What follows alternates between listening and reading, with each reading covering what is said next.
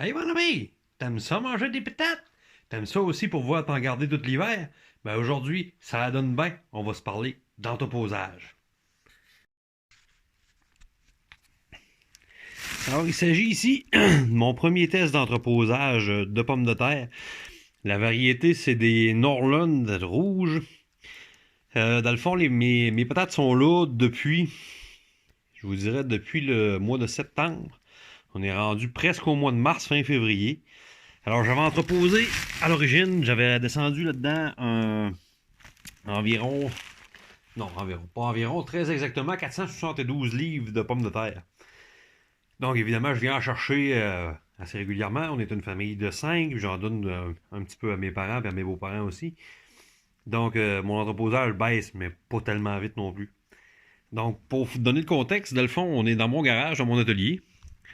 Puis vous allez voir, dans le fond, c'est un trou qu'il y a dans ma dalle de béton, dans lequel il y a eu, appelez ça comme vous voulez, ça peut être un caveau à patates, ou ben non, il n'y a qu'un trou dans la terre. Dans le fond, avec la géothermie, la terre ne gèle pas, donc les patates non plus.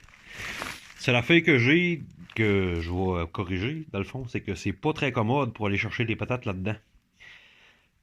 Pour se coucher à plein ventre sur le plancher du garage, quand il fait fret, c'est pas bien le fun. Avec l'année prochaine, ce que je vais faire, c'est que je vais m'organiser pour me mettre soit des sacs plus petits, des sacs en filet, pour être capable de juste pêcher un sac, dans le fond, avec un crochet, ou ben non, que je vais me faire des caisses de bois, qui va arriver au même résultat. Mais bref, je suis très heureux, très satisfait du résultat. J'ai pas perdu une seule patate encore à cause de mon entreposage. J'étais un peu nerveux, j'avais peur que ça pourrisse tout là-dedans au départ.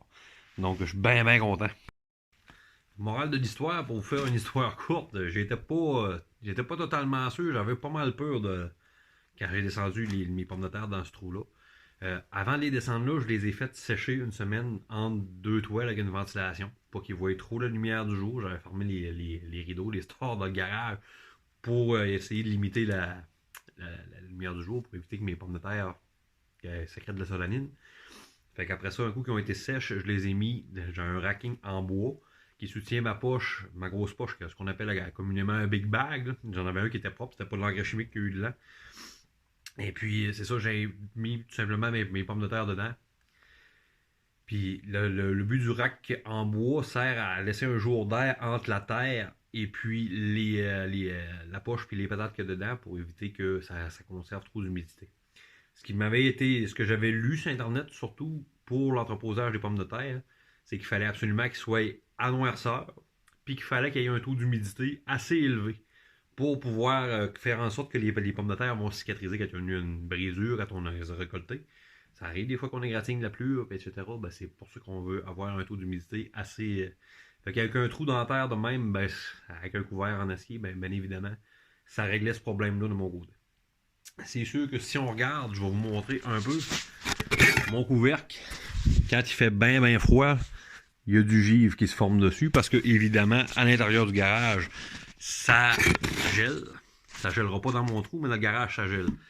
Ça fait que probablement que l'autre chose que je vais faire l'année prochaine, je vais probablement me rajouter un rang de styrofoam, du styromousse, direct en dessous de mon couvercle en acier, pour être sûr et certain, pour pas conduire le gel. Fait que pour le restant, moi, je vous dirais que je suis pas mal satisfait rendu à cet incite d'être capable de manger des patates qui sont encore aussi bonnes que le jour où je les ai récoltées. Fait que c'est génial de mon côté. Fait que là-dessus, ben, je vous laisse, je vais vous souhaiter une excellente soirée. Je vous remercie pour votre temps. Si vous êtes jardinier, vous avez sûrement hâte à l'été autant que moi. J'ai très hâte.